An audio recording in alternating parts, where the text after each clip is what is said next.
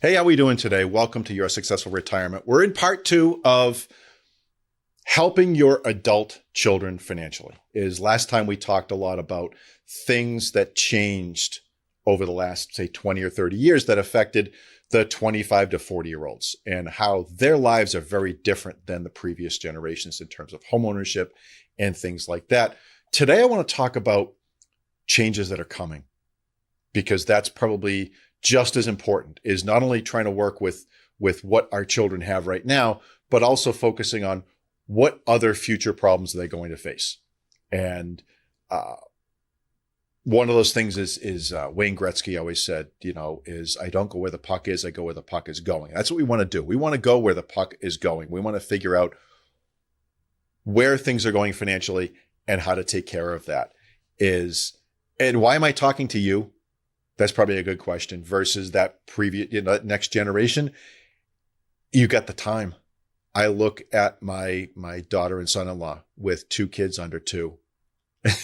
And I don't want to say their life is chaos, because it isn't chaos, but man, adding one more thing would make it chaos. And my granddaughters are awesome, and I love them to death, and they're a riot. And they're out of control sometimes, and that's okay. But because of that, plus work, plus taking care of the house and food shopping and cleaning and all of that, having this on top of that is difficult. Being able to talk to you about it so that you can kind of gently relay it to the next generation makes a difference. Plus, it also allows you to make decisions on your own. So, for instance, when we're dealing with estate planning, when I bring a client through the financial planning process, I can tell you if they've settled an estate before for an elderly relative that passed away. I can tell you, because they sit down and they are ridiculously specific about what they want to do. They know exactly what they want to have happen, because they've walked through a situation where it was very difficult. There weren't a lot of guardrails, and they don't want to put their children through that.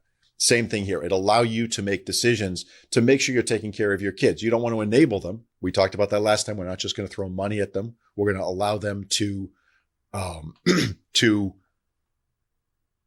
struggle at times, but we also don't want to make it overly difficult if we can avoid doing so. So let's talk about some demographic changes or things that have happened. The first one is a flight to the city. Definitely prior to COVID, younger generations were flying to the city.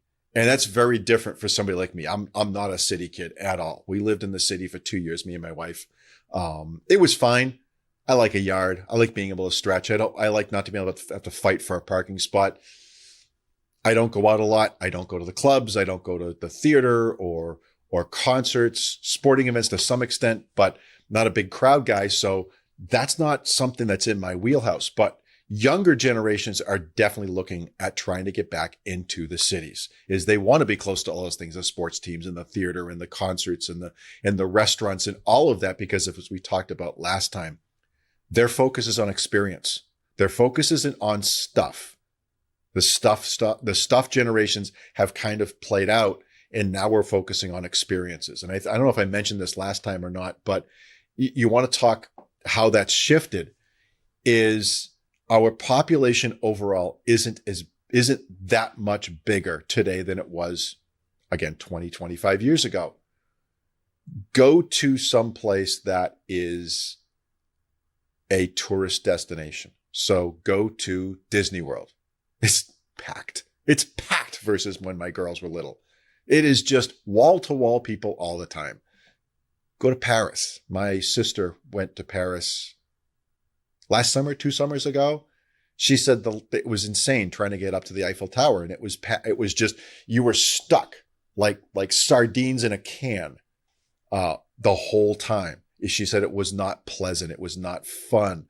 You go to London, you go to anywhere that's a big, this is on everybody's bucket list. And all of a sudden it's packed. Why is it packed? Because all of that experience is people are taking more vacations. They're going to places, they're checking those boxes to get those experiences. And now everybody's there.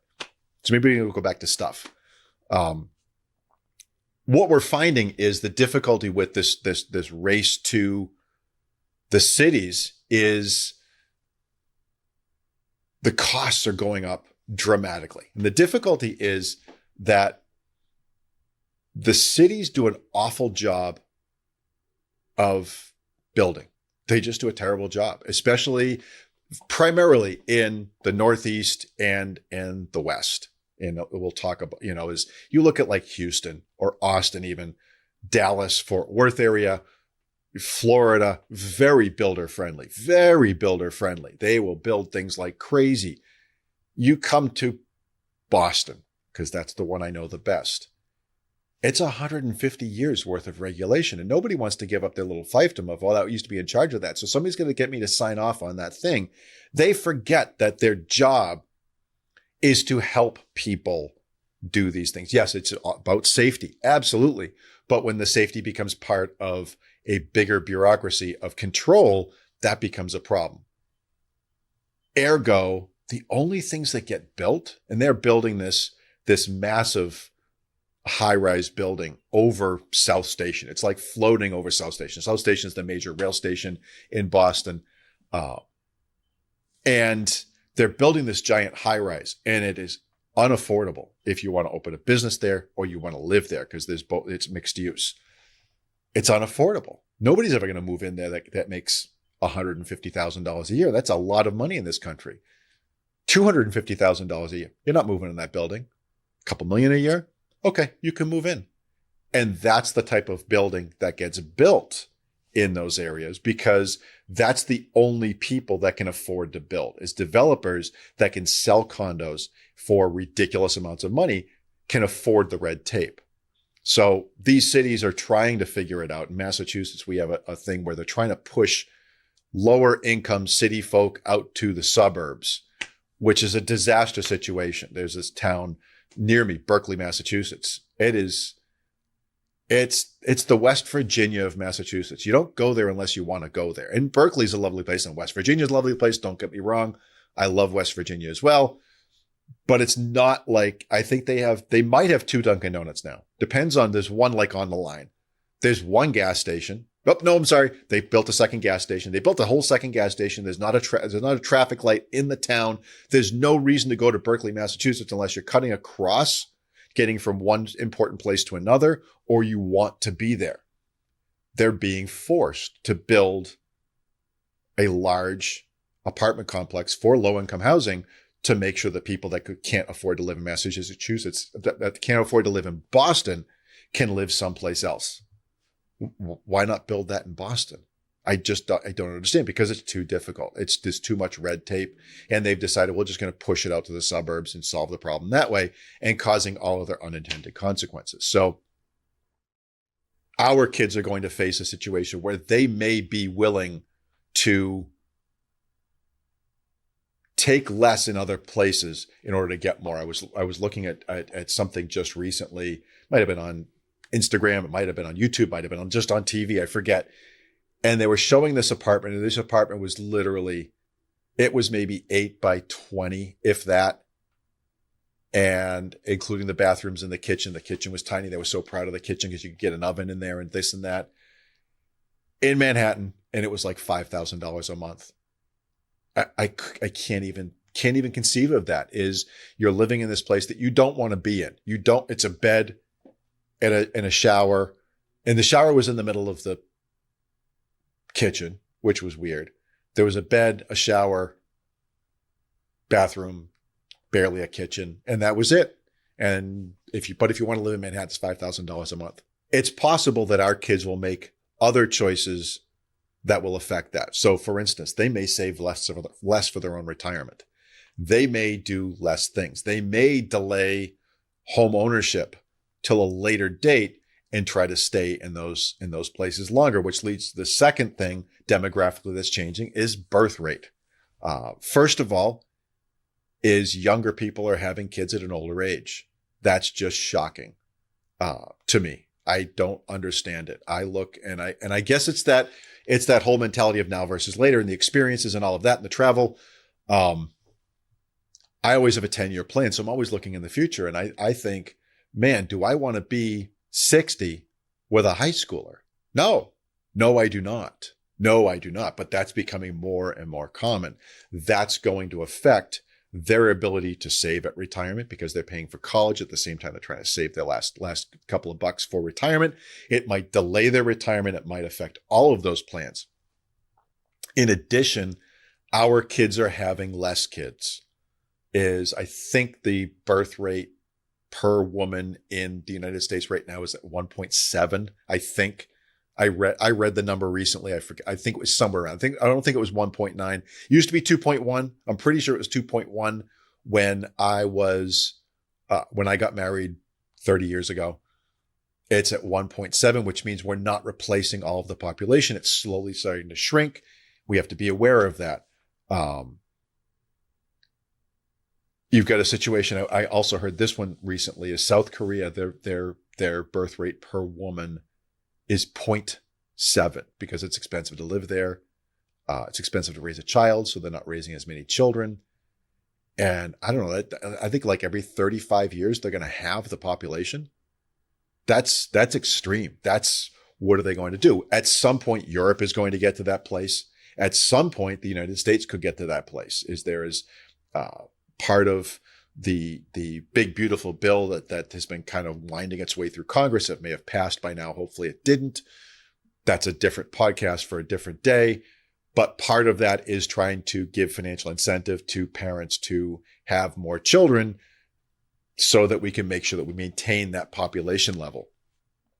But birth rates falling is going to create some other unintended consequences of less workers. Well, how does that work? What are we going to do about that? We're going to increase immigration. How is that going to change things in this country for our children? One that nobody wants to talk about is financial resources later in retirement. I will tell you hands down, my clients that did not have children always have a lot more money than my clients that had children. It's like night and day, It is shocking how much money they have in retirement. There's a flip side to that.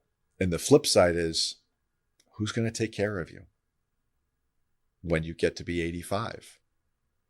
And that's not something you think about at 35. And it's hard to really give your kids advice. Is, boy, you better have kids to have somebody take care of you. It's not a good reason to have kids, but it's kind of a secondary thing to think about. I have these two rules, and they're joking rules, but there's some truth to them when talking to clients. And I say, look, it's important to have kids because they really will take care of you later in life, just like you're taking care of your parents later in life. You want that next generation. I'll tell you a quick story about that in a second. I said, number two, if your first child is a girl, have another child. And this is one of those funny things with 32 years of experience, 34 years, whatever it is, experience in this industry. My clients that have a single child that is a girl spend more money on children, not per child, on children than anybody else. Having a second one, even if it's a second girl, will cut that spending. And it doesn't make sense at all. But what happens is you get one and it's a girl and you want to take care of her and you continue throwing money at this and that and the other thing. You have a second one, even with a girl, two girls. I had two girls. And you find it a lot easier to say no, because I got to take care of your sister too. So those are those two wacky things I see. But it's important to think about because I had this client years ago, Gil and Jane. And Gil and Jane were great people. And they had no kids. They had no desire to have kids. They were in their 60s at the time. They were not close to many relatives. They would see, I think it was her niece, 3 times a year. They would go over for like Christmas, Easter, Thanksgiving. And yeah, we'll take care of that. And they progressively got sicker and sicker. And they both had dementia on top of that. And there was nobody there. And finally, they just disappeared off the map one day, eventually. They stopped returning calls. The mail would get returned undelivered. I didn't know what to do. I had to, compliance issues, I had to send them a registered letter saying I can't manage your account because I can't get a hold of you. I don't know if you're around. Had to take myself off the accounts. Maybe a year or two later, I get a phone call from an attorney who was the only one, somehow was hired by somebody to try to help them out. It was awful. It was a disaster. Something you need to think about if your kids don't have kids. They need to start thinking about that, of not necessarily to have kids, but start thinking about the planning of what will that entail 30 years from now, 40 years from now, 50 years from now. The last thing that's changing, and it always changes, is the financial landscape. And I don't mean by stocks and bonds or anything like that, or AI or any of that. We're in for a major Social Security change in the next 5 to 8 years. And it's probably going to mean an increase in the FICA taxes for sure. Is we can't afford to pay everything based on what we're taking in now. Might see an increase of maybe 20% of what it is right now, which is 60s, maybe it is 7.5 from 6.2. That's a possibility. That needs to be factored in. Of it may affect the next generation's ability to save for retirement. There also may be other changes to how they receive Social Security. There's also talk of cutting benefits for younger workers. Not necessarily getting rid of them, but slowing down the COLA, the cost of living increase. And that needs to be a big deal. There's also another kind of combining all of this together. If you look at this together, there's a major shift that's going to happen in the next 50 years. So it's not something that necessarily you or I may have to really worry a whole lot about, but our kids definitely have to think about. We're having less children. We want to be in the cities, but we're not really sure, but it's becoming unaffordable. What happens when that population shrinks? Where do we go from there? And I'll give you a good example is Florida. It seemed like, my gosh, forever. It was like a law. If you lived in the Northeast especially, but anything north, east of the Rockies, north of the Mason-Dixon line, once you turned 65, you were required to either get special dispensation or move to Florida. That was a requirement. Not so much anymore. Not so much anymore. Is younger retirees aren't racing to Florida. They're going to the Carolinas. They're going to Georgia. They're going to Louisiana. They're going to other places. They're staying put. They're not saying, well, I can handle the cold, or they're moving to somewhat temperate climates, Virginia, again, North Carolina, places like that, as opposed to racing to Florida. Part of that's because of the hurricanes that we've seen over the last several years are slowing people down. And you're seeing, I was reading a report recently of the price changes it may have been in the Wall Street Journal, the Tampa Bay area versus, say, the Northeast. The Northeast is seeing growth in, housing prices over the last 5 to 8 years. And Tampa really hasn't. It's been pretty flat because there's not as much influx. I remember years ago helping a client find a mobile home down in Florida. And there was gajillions of them because there was this rotate of people would go down there. They'd live there for 10, 15 years. They'd pass away. The kids would sell the mobile home to somebody else and it would roll again. It would roll again. It would roll again. What happens when that stops? What happens when the baby boomers decide they don't want to move to Florida? How does that change?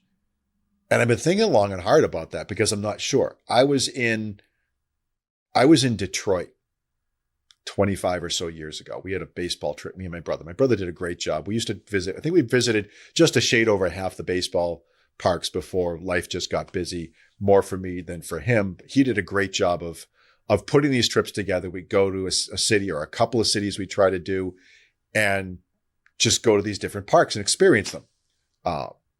So far, Cincinnati, which was our first, is still my favorite. It's still my favorite. Arizona being second.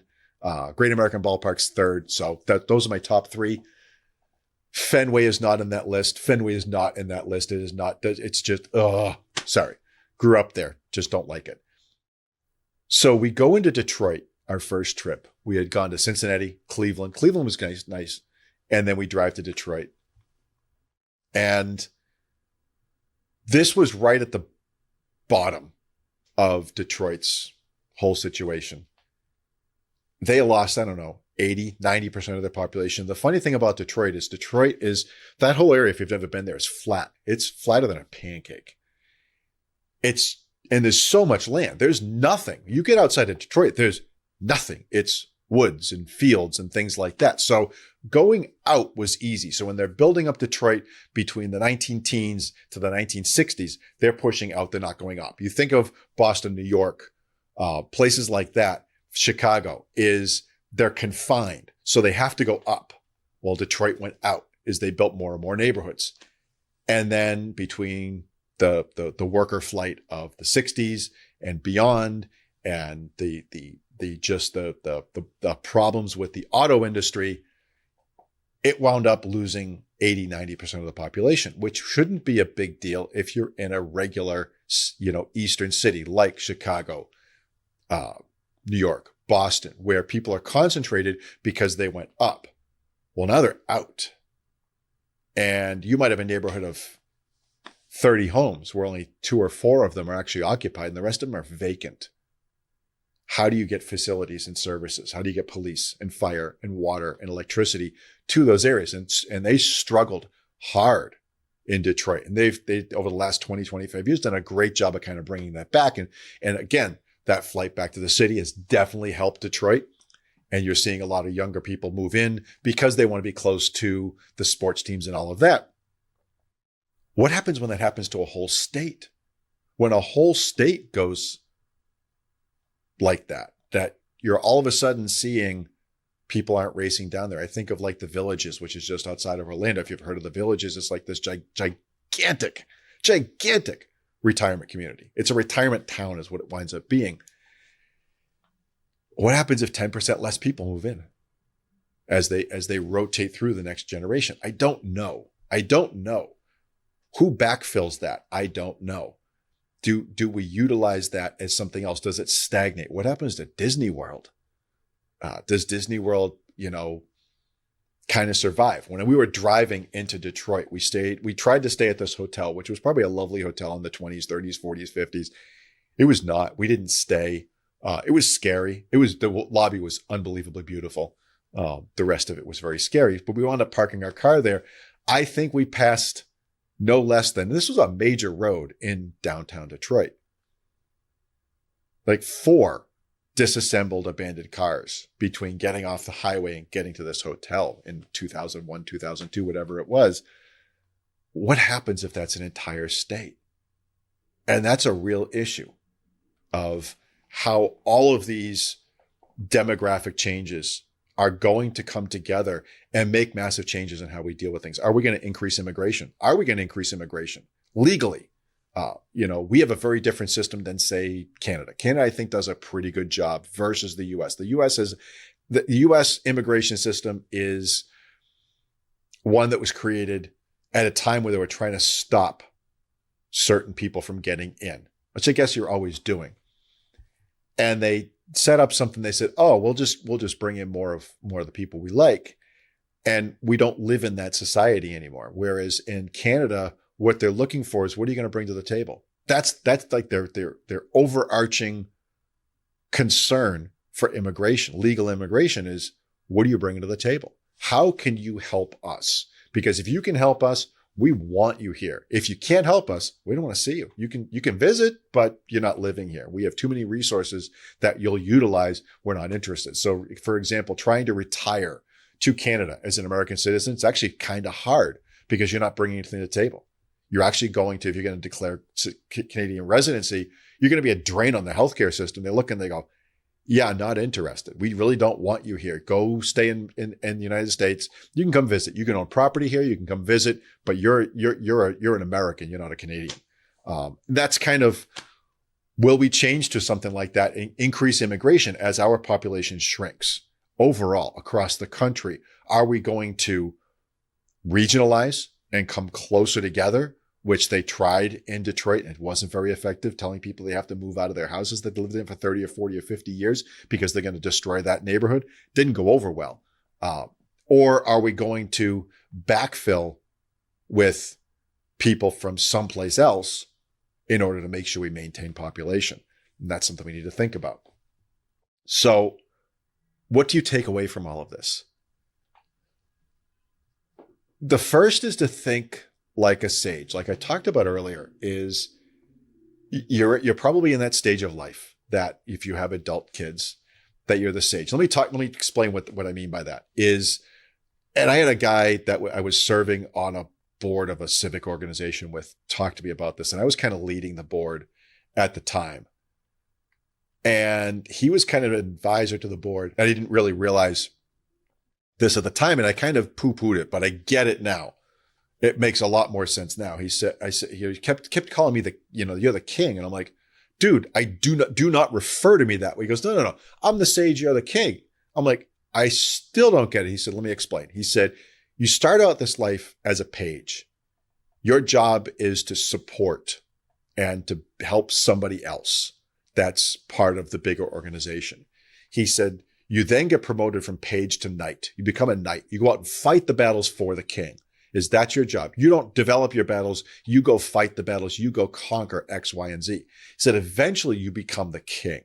He said, now it's your kingdom and you're the one sending out the knights and doing all that. He says, that's where your position is right now as leader of this board is you're the king. You're kind of telling people where to go. He said, at some point, it's an exhausting job. You step away. He said, then your job as sage or wizard your job is to advise the king and the knights, is to hand them the advice. And I went, oh. And I didn't understand it at the time. I didn't know when I was a knight. I didn't know when I was a king. I know now I'm a sage. It's like, yeah, no, I'm not going to those battles anymore. That's how you know, I guess, is you don't want to go into those battles, is you make that change. You're a sage, or you're getting there. You don't want to be a 60-year-old king. You don't want to be a 60-year-old king in your family structure. If you have adult children, you're still the king at 60, there's something that might be wrong. You might be trying to hold on and control things a bit too much, and that's not going to help your kids. Remember that whole enabling thing. We want to make sure that we're sages for our kids. So it's not a matter of taking the data here today and throwing it at them and hope they get it. It's coming alongside every once in a while and just saying, hey, I kind of saw this thing about such and such, and whispering in their ear and helping them find their path, not your path, their path, but giving them the advice they need to get there.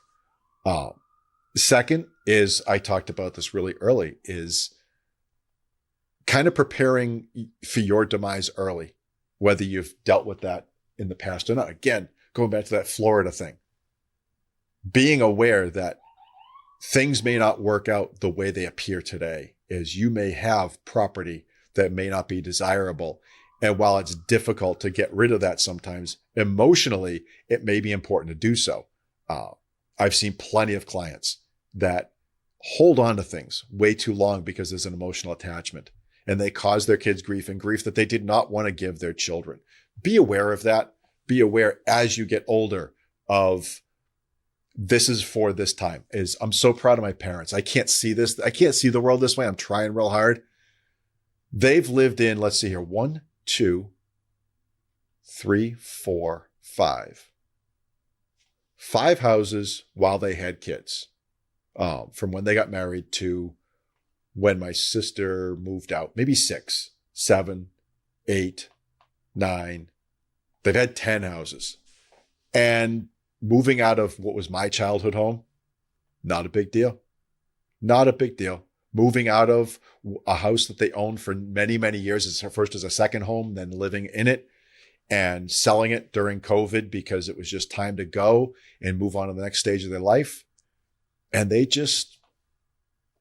my mom was like, nah, we had our great time. I have my memories. We have the pictures. I don't need that house to remember that. I don't need that house. And it was the house that they put an in-ground pool in. And my girls spent a lot of time in the summertime at that pool, and a lot of laughs with my parents. They're like, yeah, no, that time's over. It's gone. It's time to move on. And they're actually in that place right now. They're in their mid 80s, and it's like, maybe this condo we're living in isn't the right place, and we need to move on as well one more time. And I'm so proud of them for that. So be aware of those things, of how that affects the next generation and how it affects you later on. That will affect the next generation, if they have to kind of help you with that. Yeah, that's what I have for you today. It's just one of those, like I said last time, it's less about the advice, more about just being aware of these things that are coming. It's hard to figure out exactly what advice you're looking at, and trying to figure out what's necessary for you to do to help your kids. Be aware, be that sage, and be aware of what's going on in your situation so that you're not going to complicate theirs later on unintentionally just because you didn't deal with that. So that's what I have for you today. If you have questions, jump down to the show notes. You can get in touch with us through Facebook or social media or our website. If you have questions about your situation or ideas of what we should be talking about, definitely reach out. Make sure, if you haven't, leave a review on your favorite podcast reviewing website. I use Apple. Everybody uses Spotify now, which is shocking. I don't use Spotify. There's one podcast to listen to. It's occasional on Spotify because it's only on Spotify. You got to pay for it everywhere else. But yeah, if you can review and let your friends know about the podcast, that'd be really helpful. That's great. See you next time. Stay safe out there. Thank you for listening to our podcast. Remember, the views expressed are not necessarily those of Successful Money Strategies. All content is for educational purposes only and should not be construed as an endorsement of any third party or their views, or as a solicitation or offer to sell securities or provide investment, tax, legal, or consulting services. We believe the information presented to be reliable, but it is not guaranteed for accuracy or completeness. Investing involves risk, including the potential loss of principal. Hypothetical returns do not reflect actual trading and may not be indicative of the performance of any specific investment. Always consult with a qualified financial advisor before making any investment decisions. Past performance is not a guarantee of future results. Additional information, including management fees and expenses, is provided on our Form ADV Part 2, available upon request, or at the SEC's Investment Advisor Public Disclosure website, https://advisorinfo.sec.gov.